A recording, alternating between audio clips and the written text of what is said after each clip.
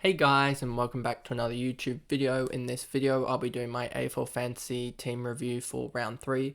A little bit better round for me in the end, scoring 2030 points and still at a round 3 rank of 33,000 ish, but a much better round in which I'm able to now get rid of a couple of guys that are really struggling in my team, and sort of, I guess, it's going to be a lot better hopefully by next round, as I do have to jump on some players and we'll get through that in a second.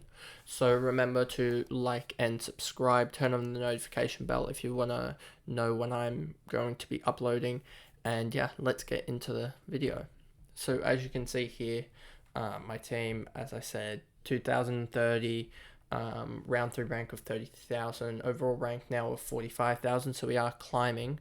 If I just check here, my round 2 rank was 50,548, so I jumped just over 5,000. Hopefully I can do that again, and yeah, we'll get into them. So Sam Doherty did what Sam Doherty I thought would do, and this is why I paid up for him. He, in the end, scored 136, 39 touches, 10 marks, and a goal as well, just to cap it all off. And he's back averaging 108 and is now the 16th best player. And if we look at defenders average wise, not too long, all clubs, there's only one, two, is Nick Dacos averaging more? 3, and then yeah, Will Day's surely up there, but he's in my side, so for next round, so that's why he doesn't show up, I believe. So there's what, 1, 2, 3. He's the 4th or 5th best defender already. So he's already back to top 6 with one good game, basically. As I was saying all throughout last week, you got to hold your premiums. Now is not the time to trade your premium unless they're injured, because, you know, especially with me, I had to fix up Tanner Bruin, even not really a premium, but I got to fix up Duggan, McGrath, and that's basically my goals for the next couple of weeks, to fix them up and to get some cash out of the I guess I should say out of the bench and onto the field, because there's probably 600, 700, 800k just sitting on the bench here. So that's why I don't trade Doherty. A lot of people traded him out, and I think he dropped, I want to say, like 6% ownership, 3% ownership or something. And those people who traded him out really had a bad week.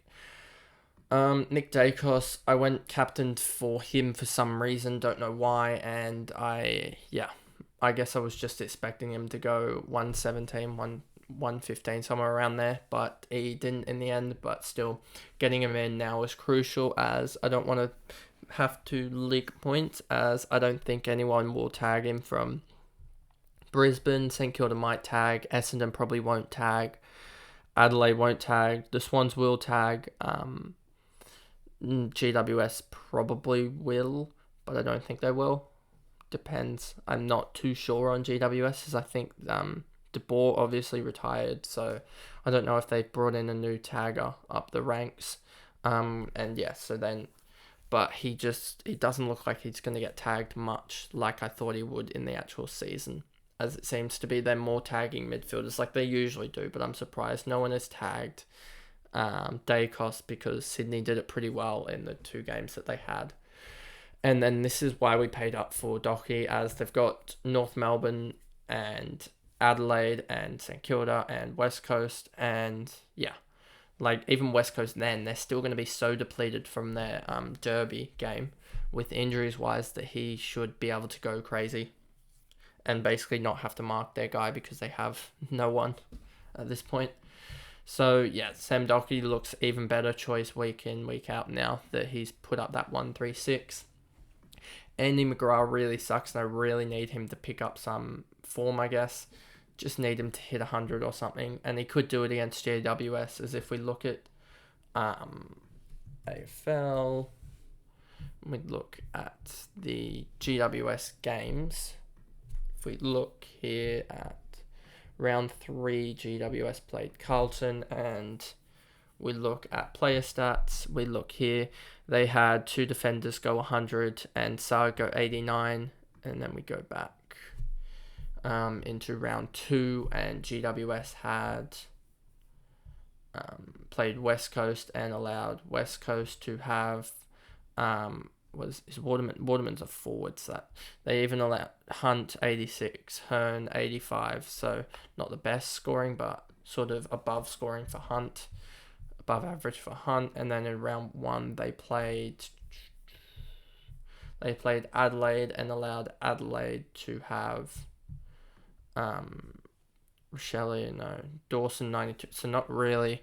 It was only really in that last game that they allowed Doherty and Sard and Newman to go big against them. But I think that Andy McGrath could easily go big because he's sort of more of a he should do better because he's sort of the same similar mold to Doherty of just getting those +6s. And yeah.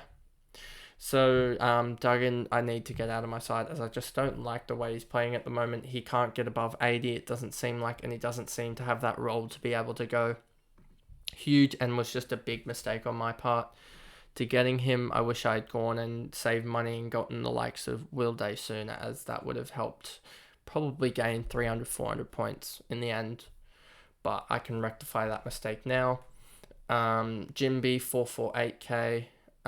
Just doing what Jimby does best. And then Wilmot will be the loophole here, and if he does perform badly, because he has the Thursday or Friday night game pretty consistently. If he performs badly, then you just put Cowan in or someone. And then we got in the midfield, so Wilmot 66, Cowan 45. Yeah, that's sort of what I expect from them. Petrarca 99. So again, sort of sticking around that average. We're just waiting for that breakout game. Bontempelli 94, hoping again similar to Petrarca, just hoping that he can get those 110, 120 type games, because he has it in his locker. He just needs to be able to get those games. And then you have Tom Green here, was a great starting pick, and yeah, did really well. And then Tanner Bruin, obviously just need to get him out of my side now at this point. Warple, I think, holds on. I've heard some chat from people saying that he will be dropped. I don't think that's the case. I think he's good enough to stay in the side. His disposal efficiency is all right at the moment. It's not the best, but it's like 8 or 9% better than Petrarca. So it's still, I know that we're talking about two different types of players, but it's still all right. So I think he holds, even though he had a bad game. And I thought Newcombe was pretty lucky to get away with only a fine for that, because I thought he was going to get 2 or 3 weeks for that tackle, and then, or chicken wing or whatever. And I thought that would open up the role again for Warple, but I guess not. Cam McKenzie did really, really well, and I'm glad that I went for him on field. And they have the MCG against the Cats, which he might not score the best. So I'm going to have to look at that and see. The only downside is that I don't really have a player that I can actually put on field and be happy with him. So he's probably going to stick on field, even though I don't want him to be on field. Ashcroft, 71, yeah. He's just going to do really well. He has Collingwood this week. I think he'll do pretty well. And then Ollie Hollands has North Melbourne, and I haven't looked into it much, but I'm pretty sure he should score pretty well here. And I think that he could score a 65, 70 here and just gain some really good value. Marshall got the 100 that I wanted out of him. That's good enough for a set and forget ruckman. Witts is a little bit annoying that he only got 81, and I was looking for probably a little bit more.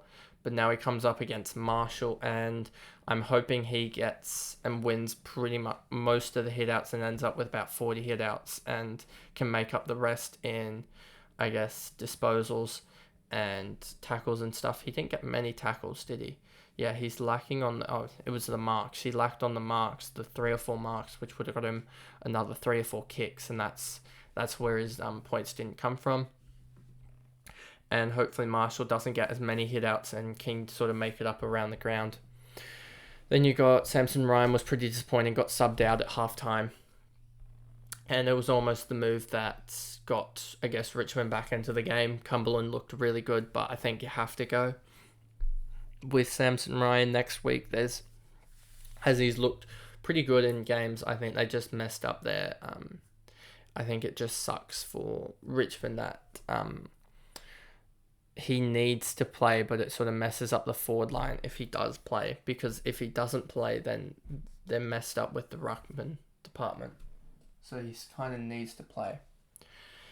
Then you got Dunkley 116, good output.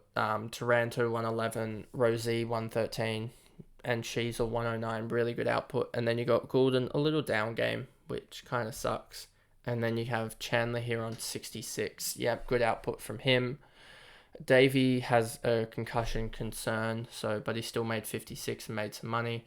Camaminti 55. Good thing I didn't go for Pedler, as Camaminti is playing this week and Pedler got a ban, so that's 1 week of cash gen out of Camaminti, which should help me catch up to him, as Pedler is, if we look here, Pedler is 343k, and so he's only and he gained 53k, where Camaminti gained 49k, so he gained 4 less, but he gained he has another week to be able to catch up. That's, what is that, 46k, which he should be able to catch up. Noah Long, yep, good game for him. He came in really strong and should hold his spot with all the 7 injuries from West Coast.